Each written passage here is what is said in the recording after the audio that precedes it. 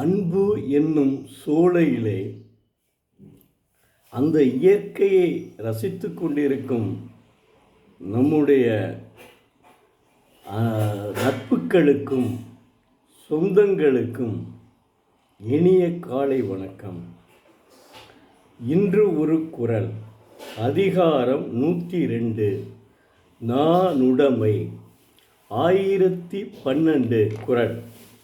அதாவது, ஊனுடை எச்சம் உயிர்க்கெல்லாம் வேறல்ல, நானுடைமை மாந்தர் சிறப்பு. அதாவது தெய்வப்புலவர் திருவள்ளுவர் ஊனும் உடையும் அவை ஒழிந்தனவும் மக்கள் உயிர்க்கெல்லாம் பொது, நன்மக்கட் சிறப்பு யாவது நானுடைமையே அவையல்ல என்கிறார். அதாவது மறுபடியும் சொல்கிறேன், வேற உங்களுக்கு எளிதாக சொல்கிறேன்.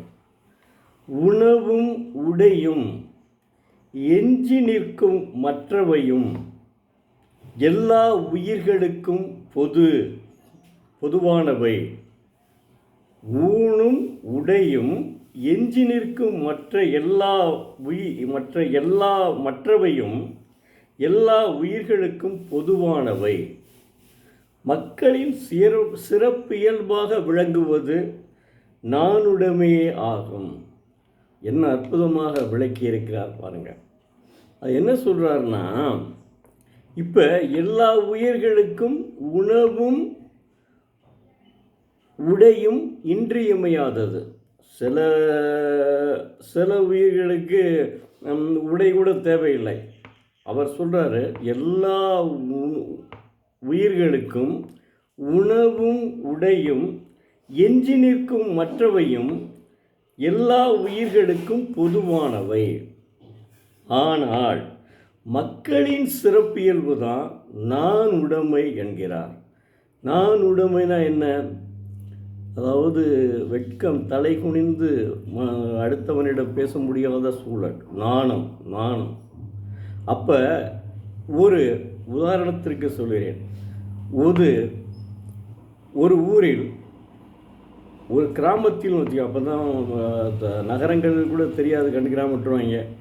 ஒரு கிராமத்தில் ஒரு திருமணமான பெண் வேறு தன்னுடைய கணவனுடனும் இருந்து கொண்டு வேறு ஒருவனுடன் தொடர்பு கொண்டு இருக்கிறாள் என்று வைத்து கொண்டால் அவள் நாணம் உடையவள்.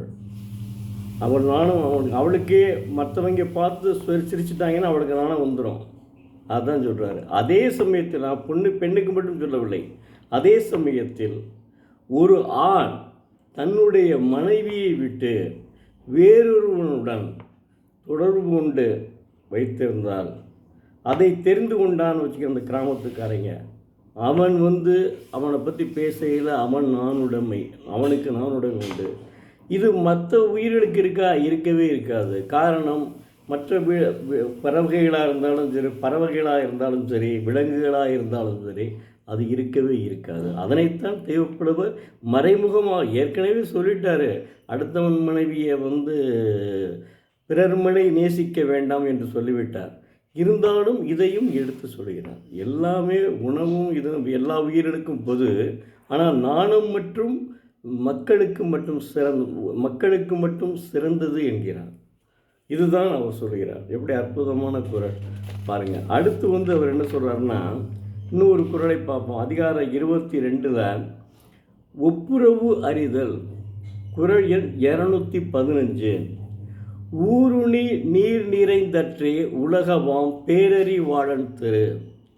அதாவது, ஒரு கிராமத்திலே தெய்வப்புலவர் திருவள்ளுவர் உலகத்தார் நன்றென கொண்டவற்றை விரும்பி செய்யும் அறிவாளியின் செல்வம் ஊரார் நீரெடுக்கும் குளமானது நீர் நிறைந்தார் போன்று பலருக்கும் பயன்படும். அதாவது, ஒரு ஊரிலே மிகப்பெரிய அறிவாளி இருக்கிறான்.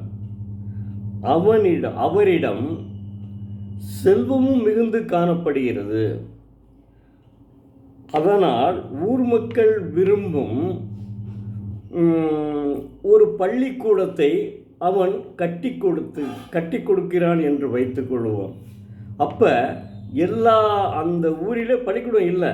இந்த செல்வந்தர் தான் இந்த அறிவாளி செல்வந்தர், அதான் மற்றவர்கள் கிடையாது, அறிவாளி செல்வந்தர்.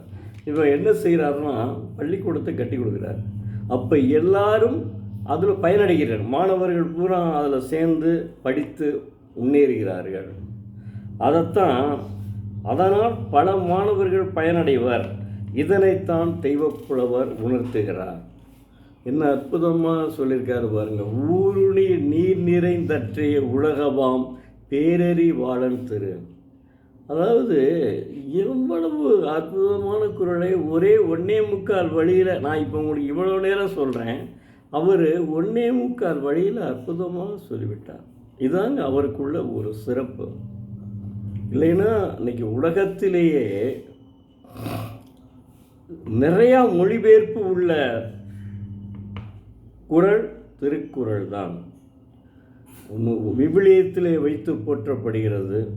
விவிலியத்தில் என்ன வச்சுருப்பாங்க, விவிலியத்தில் வைத்து போற்றப்படுகிறதுங்க திருக்குறள். அப்போ இதுக்கு மேலே என்ன வேணும்? அப்போ என்னன்னா சமய சார்பற்ற நூல், எந்த விதமான மத சார்பற்றவோ கோயிலுக்குன்னு சொல்லி அந்த இதில் மொத்தமாக இறைவன் கடவுள்னு சொல்லிடுறான். முதல்ல எடுத்த குறள் இதை புரியாததுன்னா சில பேர் திருக்குறள் கடவுளை பற்றி சொல்லுதுங்க அப்படின்னு நினைக்கக்கூடியங்க. கிடையாது, உண்மையிலே கிடையாதுங்க. இல்லைங்கன்னா திருக்குறள் முனுசாமிலாம் அப்பா அது மட்டும் இல்லைங்க, வேற ஒன்றும் இல்லைங்க. நீங்கள் யாரை வச்சுக்கிறணும்? நம்ம கவிப்பேரரசு வைரமுத்து இருக்கிறார்.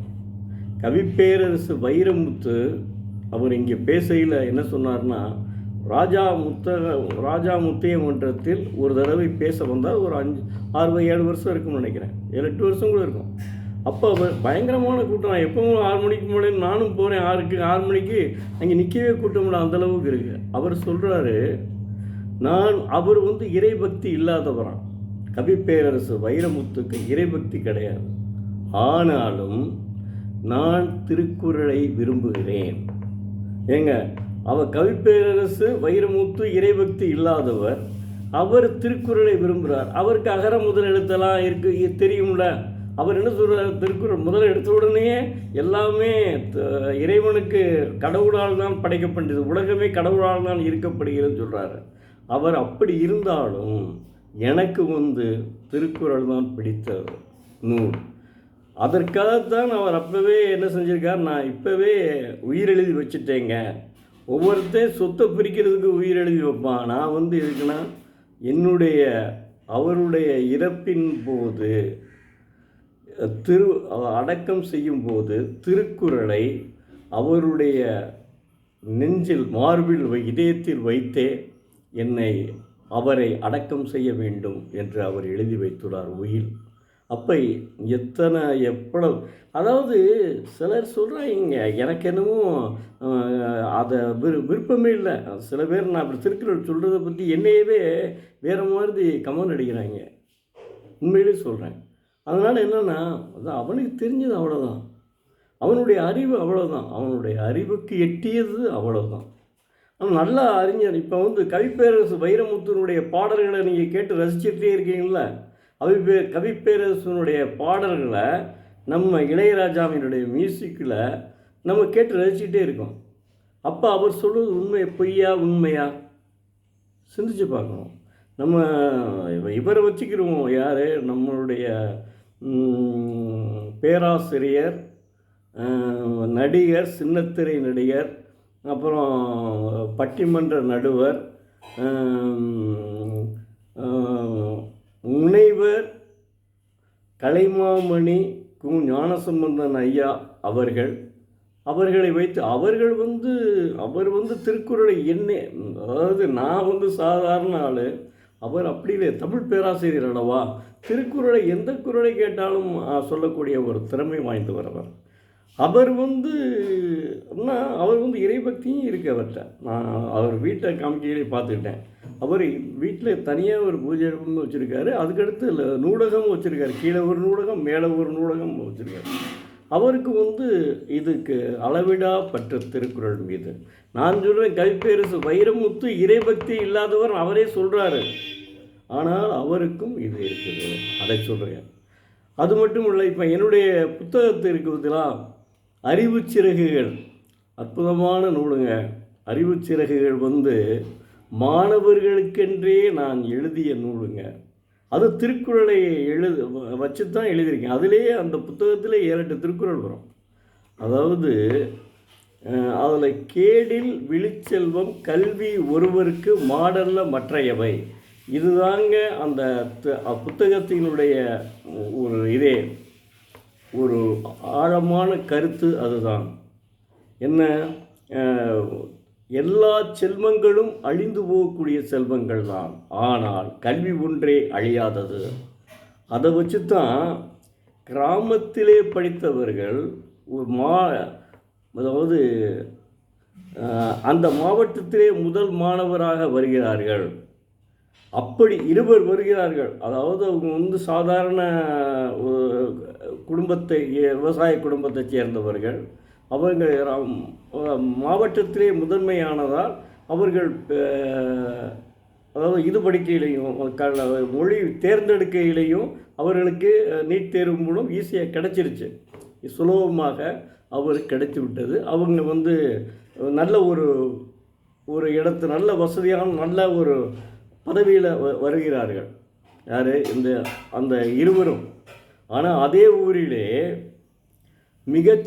மிகப்பெரிய செல்வந்தர் அவருடைய மகனுக்கு பெண் கொடுக்க மறுக்கிறார்கள். இதைத்தாங்க அந்த கருத்து. இதை நீங்கள் படித்து இப்போ இந்த அணிதான் சில பேர் சொல்லுவாங்க, என்ன சொல்லுவாங்கன்னா, இவன் கிடைக்காங்க, என்ன எழுதியிருக்கான், இவன் சும்மா சொல்லிகிட்டே இருக்கான், இவன் கிராமத்திலேருந்து யாருங்க வர முடியும் அப்படின்னு கேட்கக்கூடிய ஆளுகளும் இருக்காங்க. அது உண்மை இல்லைங்க. இப்போ அதுக்குள்ளே நம்ம அனிதாவை மறந்துட்டோமுங்க. அனிதாவை அதுக்குள்ளே மறந்துட்டோமே. இப்போ இறந்து ஒரு 5 வருஷம் இருக்குமா அது அந்த பொண்ணு. அந்த பெண்ணு வந்து அந்த கிராமத்தில் மிகப்பெரிய நல்ல மார்க் அதிக மதிப்பெண் வாங்கக்கூடிய பெண்ணுங்க அனிதா. அந்த பெண் எல்லாரும் சொல்லுவாங்கள்ல, எல்லாத்தையும் ஏழைமான அந்த பொண்ணு ரொம்ப ஏழை குடும்பத்தை சேர்ந்தவங்க. டாக்டராக போகிறாங்க, மருத்துவராக போகிறாங்க, வருங்காலத்தினுடைய மருத்துவர் இவங்க தான், எங்களுக்கெல்லாம் உதவி செய்யுமா அப்படின்னு ஒரு அன்பாக ஒரு இதாக பேசிக்கிறாங்க. அப்போ அதுக்கு என்ன நினைக்கும், நம்ம எப்படி மருத்துவர் ஆகிரும், அதே எண்ணத்திலே இருக்கிறது. எல்லோரும் இப்படி கிடைக்காம போனோம்னா, நாங்கள் படிக்கிறோம் பியூசின்னு அப்படி கிடையாது. என்னென்னா அந்த மார்க்கை வச்சு தான் எடுப்பாங்க. 3 சப்ஜெக்ட் இருக்குல்ல, அதில் வச்சு தான் எடுப்பாங்க. அவ்வளவு நல்ல மதிப்பெண் பெறக்கூடிய பெற்ற பெண் அது கிடைக்கவில்லை, டாக்டராக முடியவில்லை. அதனால் அது தற்கொலை தீர்வு கிடையாது. எனக்கு தற்கொலை செய்கிறவனை பார்த்தாலே பிடிக்காது, ஆனால் தற்கொலை தீர்வு ஆகாது. ஆனால் அந்த பெண் வந்து தற்கொலை செய்து கொண்டான். அப்போ எவ்வளோ பேர் நம்ம தமிழ்நாட்டில் அப்படியே பயங்கரமாக கொந்தளிச்சிச்சு. ஆனால் அதை சில பேர் பெரிய இயக்கத்தில் இருக்கணும் அப்படி இப்படின்னு சொல்கிறாங்க, ஆனால் மறந்துடுறாங்களேங்க. இதுக்கு என்ன செய்ய முடியும் அவங்க? அது காரணம் என்னன்னு தெரியல. அவங்க அது ஏதோ ஒருவருடைய புத்தகத்தை கிரிட்டிசைஸ் பண்ணணுன்ற எண்ணத்தில் அப்படி சொல்கிறாங்களா என்னென்னு தெரியல. இறைவனுக்கு தான் வெளிச்சம். அவருக்கு இறைபக்தியும் கிடையாது. அது சொல்கிறவர் இறைபக்தி இல்லை, அதையும் முதல்ல தெரிஞ்சுக்கிறேங்க. இவர் மாதிரி நினைக்காதீங்க. யார், கவிப்பேரரசர் வைரமுத்து மாதிரி நினைக்கிறா. இவர் தொழில் வேறு, அவர் தொழில் வேறு. கவிப்பேரரசர் வைரமுத்து இருக்காரே, அவருடைய தொழில் வேறு, இவருடைய தொழில் இந்த கிரிட்டிசைஸ் பண்ணுறா, இவர் ஒரு தொழில் வேறு. அதனால் வந்து என்ன செய்யணும்னா, அது கவிப்பேரரசர் வைரமுத்து சொல்வது தாங்க 100க்கு 100 உண்மை. அதனால் அந்த புத்தகத்தை வாங்கி படியுங்கள். பெற்றோர்கள் வாங்கி படித்தாவது தங்களுடைய மாணவர்களுக்கு சொல்லுங்கள். அது மாதிரி இன்னும் ஒரு புத்தகம் எழுதியிருக்கேன். அதற்கு இது 7வது புத்தகம். அதற்கு முதல் எழுதிய புத்தகம் வந்து நீ வருவாய் என. அதில் சொல்லியிருக்கேன்.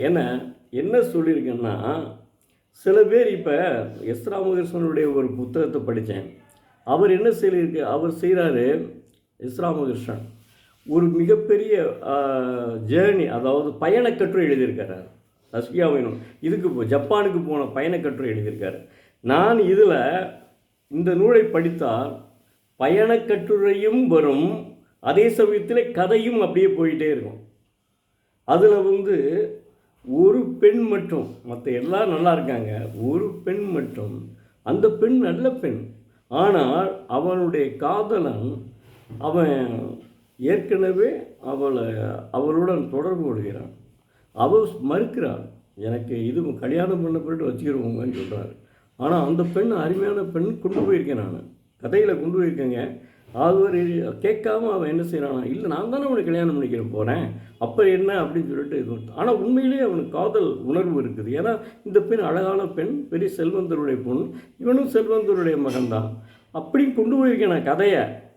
அந்த அற்புதமான கதை நீ வருவாய் என கடைசியில் பார்த்தா கு. கணேசன் ஒருத்தர் கு. கணேசன் ஒரு மருத்துவர் இந்து தமிழ் திசையில் சொல்லிகிட்டே வருவார். இன்றைக்கி தமிழ்நாட்டிலே மிகவும் மோசமான வியாதி என்னன்னா கேன்சர். அதாவது முதல்ல டிபி இருந்துச்சு, அதுக்கு மருந்து கண்டுபிடிச்சிட்டாங்க. அந்த கேன்சருக்கு இன்னும் மருந்து கண்டுபிடிக்கவில்லை. அதனால் அந்த புற்றுநோயை குணப்படுத்த முடியாத சூழ்நிலை இருக்கிறதுனால அதில் கு. கணேசன் எழுதுகிறாரு. தமிழ்நாட்டில் தான் நிறையா இருக்கான், இந்தியாவிலே நிறையா இருக்குது, அதுலேயும் தமிழ்நாட்டில் ரொம்ப இருக்குது. காரணம் எய்ட்ஸ்ன்னு முன்னாடி கேள்விப்பட்டிருப்பீங்க. அதுக்கு இப்போ கொஞ்சம் கொஞ்சம் மருந்து கண்டுபிடிச்சேன்னா அதை பற்றி பேசலாங்க.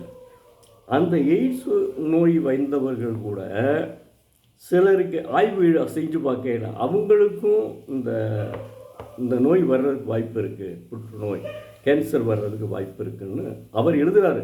இதுதான் காரணம்னு எழுதுகிறார். எத்தனையோ காரணங்கள் எழுதி இதுவும் ஒரு காரணம். அதனைத்தான் அந்த நூலில் குறிப்பிட்டிருப்பேன். அந்த நூலில் நீ வருவாய் என மற்ற எல்லாருமே ஒவ்வொரு சூழ்நிலையிலையும் பழக்கம் ஏற்பட்டு விரும்பி தான் கல்யாணம் பண்ணிக்கிறாங்க. அப்போ தாய் தகப்பனோட சொல்லி தான் கல்யாணம் பண்ணிக்கிறாங்க. இந்த பெண்ணு மட்டும் போயிட்டு ஏன் அடிக்கடி நீ ஏன் போயிட்டு வெளியே வரேன்னு சொல்லிட்டு வீட்டை தடுத்துடுறாங்க. அதனால் அந்த பெண்ணுக்கு அதாவது நோய் ஏற்படுறது, இந்த நோய் வந்துடுது. அது அவனுக்கு தெரியாது, யாருக்கு தெரியாது, அவனுடைய காதலனுக்கு தெரியாது. அவன் அந்த பொண்ணு வருவான், ஃபோன் பண்ணுறான், எடுக்கலை. அந்த பொண்ணு வரும்னு எதிர்பார்த்துட்டே இருக்கான். ஆனால் அந்த பெண்ணு இறந்தே போயிடுச்சு. கடைசியில் இறந்த ஒன்று அப்படி கொண்டு போயிருப்பேன் அந்த கதையை இப்படி கொண்டு போயிருப்பேன். இதையும் கிரிட்டிசைஸ் பண்ணுறவங்க இருக்காங்க. அதனால் ஒருத்தர் அதாவதுங்க அதே ஆள் தான் சொல்கிறாரு முன்னாடி, ஒரு புத்தகத்தை ஒருத்தன் எழுதுவது என்றால் ஒரு மகப்பேறு, ஒரு பெண் எப்படி குழந்தை பேர் அடையுமோ அந்த வழியில் துடிக்கும் பற்றியா, அதுக்கு சமமானதுன்னு சொல்லக்கூடிய அதே நபரே புத்தகம் எழுதுவதை கிரிட்டிசைஸும் பண்ணுகிறார். பாருங்கள், மனிதர்களுடைய மனநிலை எப்படிலாம் போயிட்டுருக்குன்னு பாருங்கள். இப்போ கவிப்பேரரசு வைரமுத்து இறைபக்தி இல்லாதவர், அவர் திருக்குறளை விரும்புகிறார். அவரெல்லாம் இந்த புத்தகத்தை உண்மைதான் சொல்லுவார். அதுக்காக சொல்கிறேன், இந்த புத்தகத்தையும் கேட்டு மதுரை புத்தக நிலையம், KK நகர், செல்வி புத்தக நிலையம், அம்பியா கல்லூரியினுடைய எதிர்புறம் மேல் மாடிகள். நன்றி, வணக்கம். நாளை மீண்டும் ஒரு குறளை பார்ப்போம்.